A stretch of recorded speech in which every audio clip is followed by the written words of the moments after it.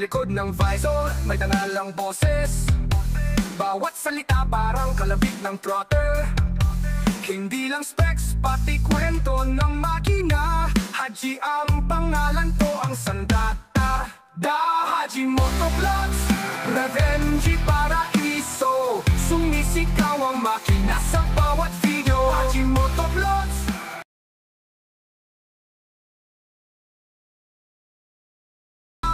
Sa likod ng visor, may tanalang boses.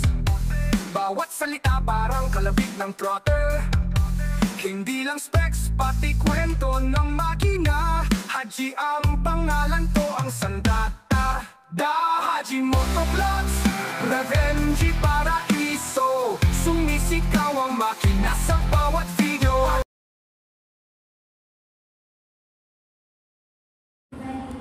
Good morning mga idol, at i-update natin tong Suzuki Bergman Street EX mga idol. Dito nga pala tayo sa Guanzon sa Santa Cruz, Zambales branch. Okay, so ito meron po silang available na Suzuki Bergman Street EX mga idol. So sa mga naghahanap, okay, available siya dito. Update natin motor na to kung sulit pa nga ba ito bilhin ngayon 2025. Let's go.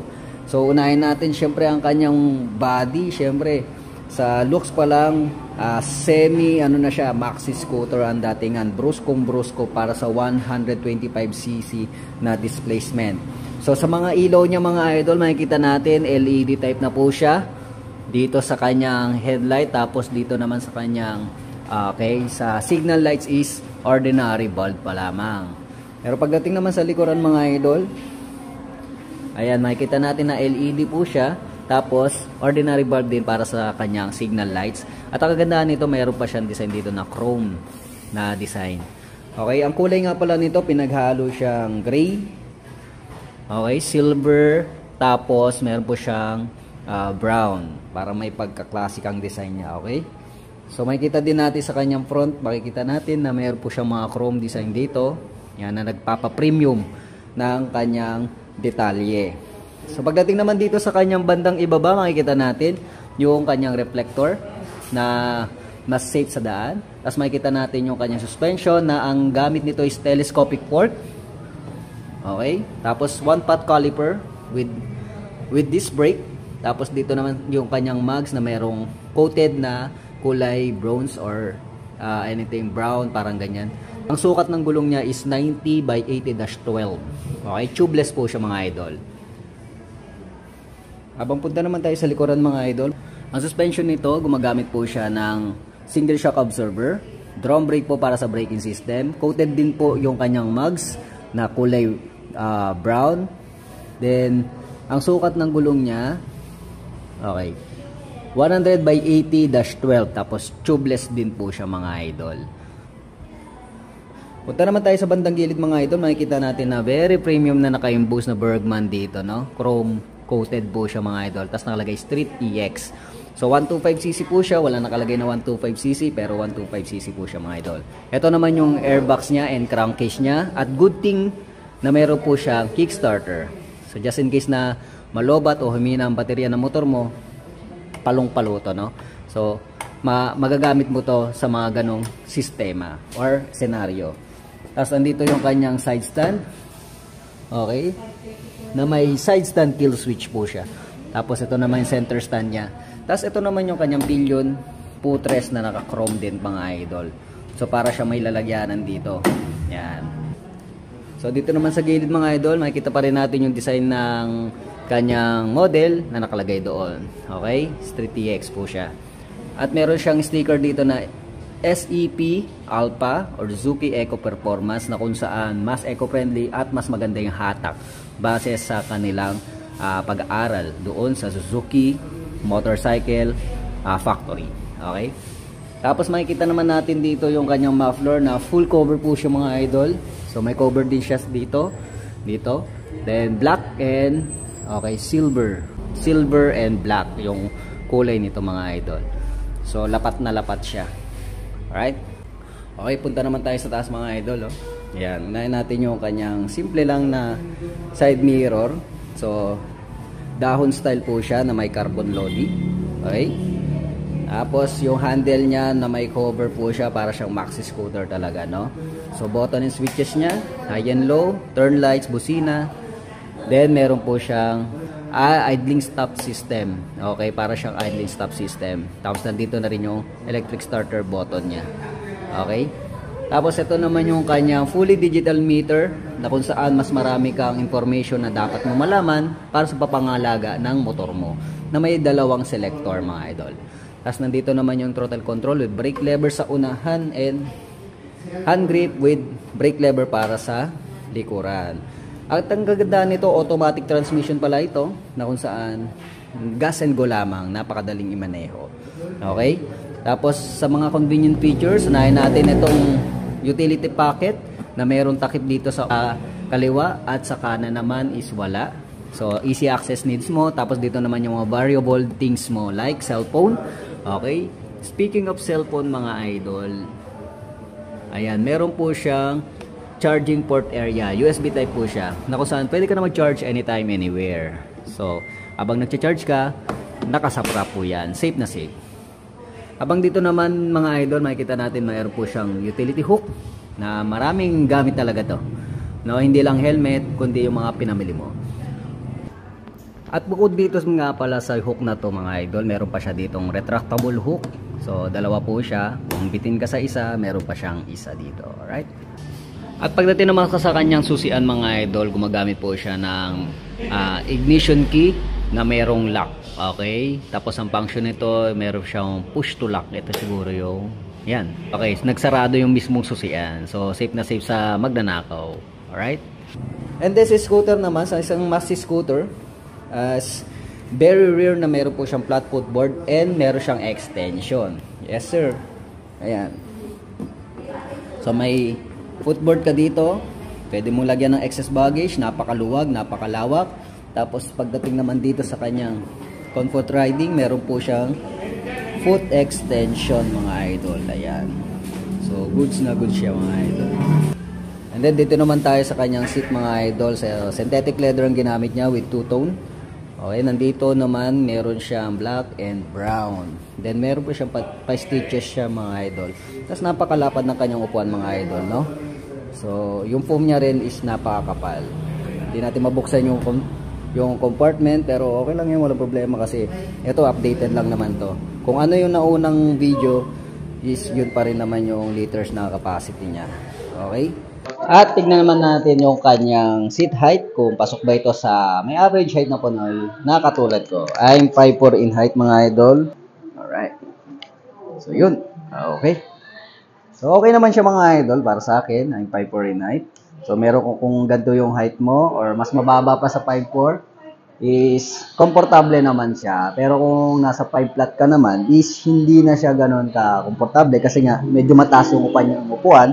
At syempre, clearance pagdating sa kanyang ground clearance, mga idol. Okay, pagdating naman sa kanyang comfort, naka-upright position ng kanyang handle. Tapos pagdating naman sa kanyang likuran, hindi naman siya ganoon ka yuko. Kung long ride ang trip mo, much better. At pagdating naman sa city riding, mga idol, malaki rin siya, no? So kaya naman singit-singit basta kung sa tingin mo is pasok itong motor na to, no? So pwede siyang pang-araw-araw. Syempre, fuel injected na to, at the same time 125cc lang siya, mga idol. Okay, pagdating naman sa presyo nito via Guanzon, Santa Cruz, Zambales, ang Bergman Street EX ay merong cash na 94,400. Para naman sa down payment nito is 5,800. At para sa 3 years monthly installment naman nito is nasa 4,957. May less po siyang 200 pag maaga ka or on due date ka magbayad.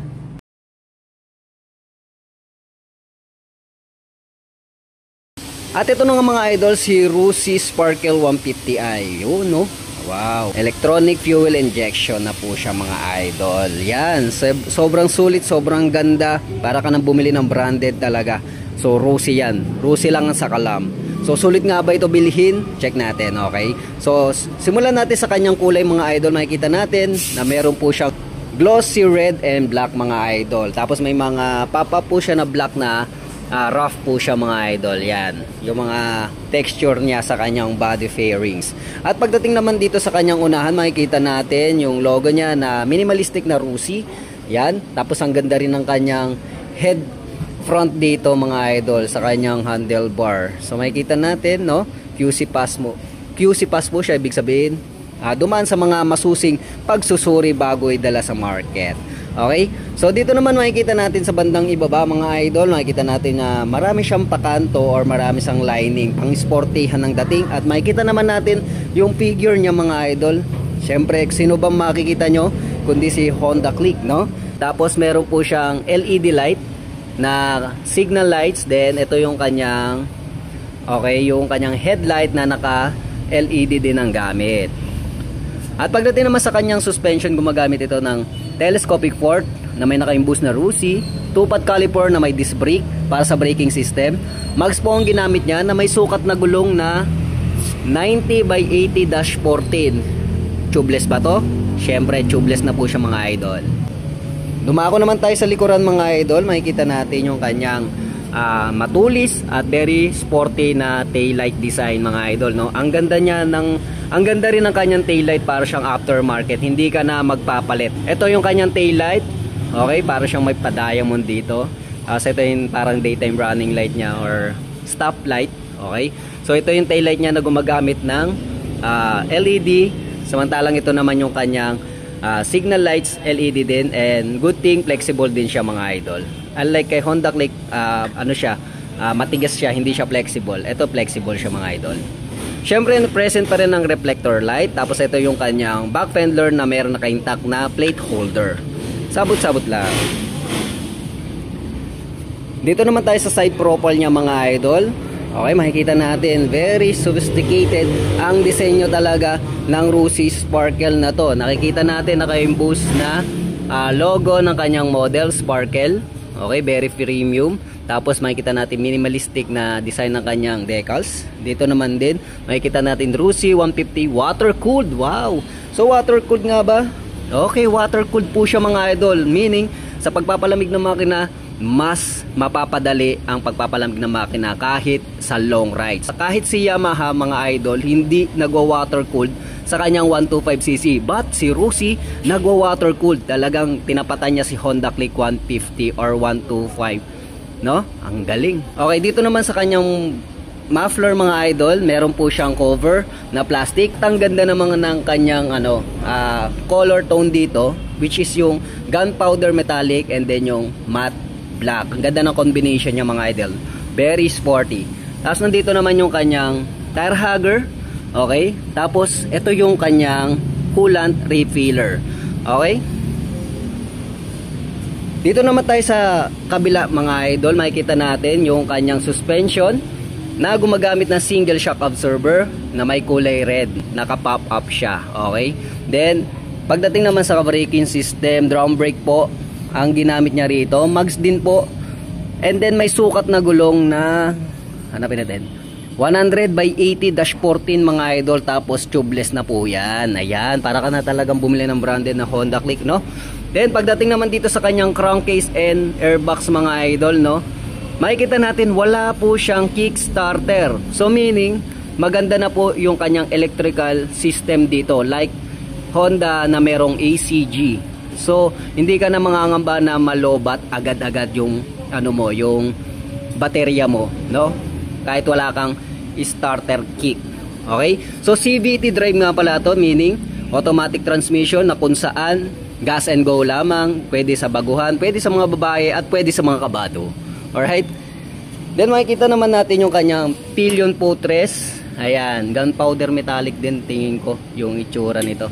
Okay? Very sporty. May pangipin pa. Yes sir. Tapos dito naman yung kanyang side stand and then yung kanyang center stand. So pansinin naman natin yung parang kulay dito, no? Meron siyang papop up dito na parang gunpowder metallic. Ang ganda. Deeper color siya. Talagang kung makikita nyo ng personal dito, yung kulay niya, maganda to. Saka dito, banda dito. Ayan. Hindi siya black eh. Yan. Ganyan yung kulay niya. Okay. Punta naman tayo sa taas mga idol. Ito meron ako napansin dito.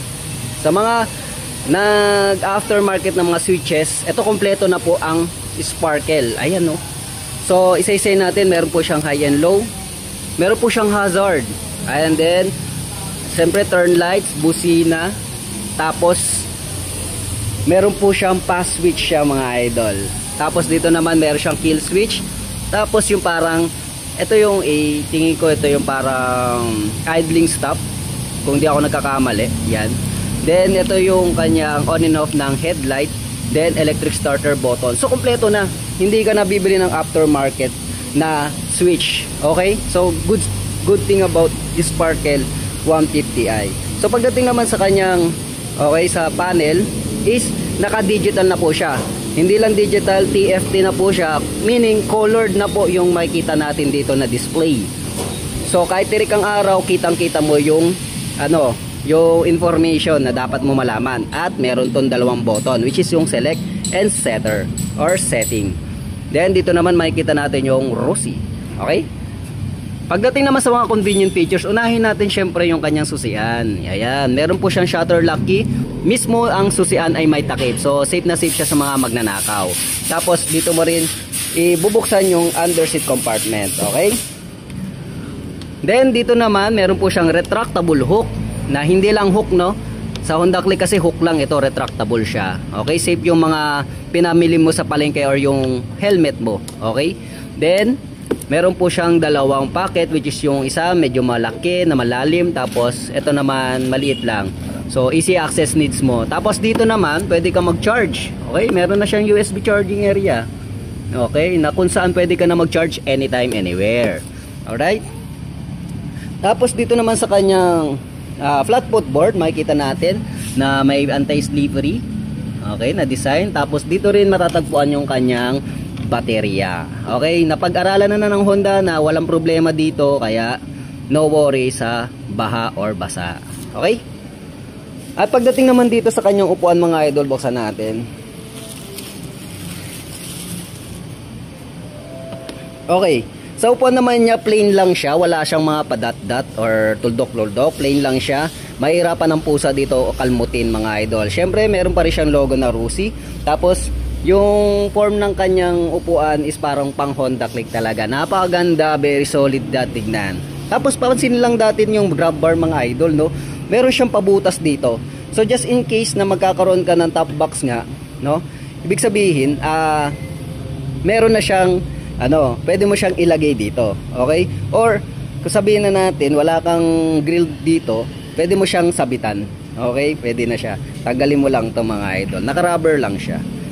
Pagdating naman sa kanyang compartment mga idol, wow, napakalaki mga idol, no? Kasyang at least mga full face helmet na medium. Okay? So, medium size pababa. Yung large or XL medyo naman kasya kasi umbok naman siya dito. But anyway, malaki po siya, malawak, just like Honda Click, parang siyang 18 liters mga idol. Dito rin matatagpuan ng kanyang fuel refiller. Okay. So, parang may approximately 5 liters to ang capacity. At ang kagandahan nito, meron po siyang alloy load system mga idol. Just in case na mapuno ang yung tangke, sana all, meron siyang alloy load system. Okay, tapos nandito naman yung mga OBD or ito naman yung kanyang yung parang diagnostic socket. Okay? So, kung di ako nagkakamali yon. Alright? Helmet na itim, kamera sa kanan. Pag sinabi niyang sulit, tiwala ka na. Review na diretso, hindi gawa-gawa. Sa likod. Okay, ito yung presyo niya mga idol via ROSI Masinloc Zambales. So, Sparkle 150i, fuel injected na po siya na may cash na 75,000 pesos lamang. Ang installment naman nito para sa down payment is 5,000. Then 3 years monthly installment naman nito is 3,225 with rebate of 300 pesos pag maaga ka or on due date ka magbayad at di ka pasaway mga idol. Meron kang reward na 300 pesos.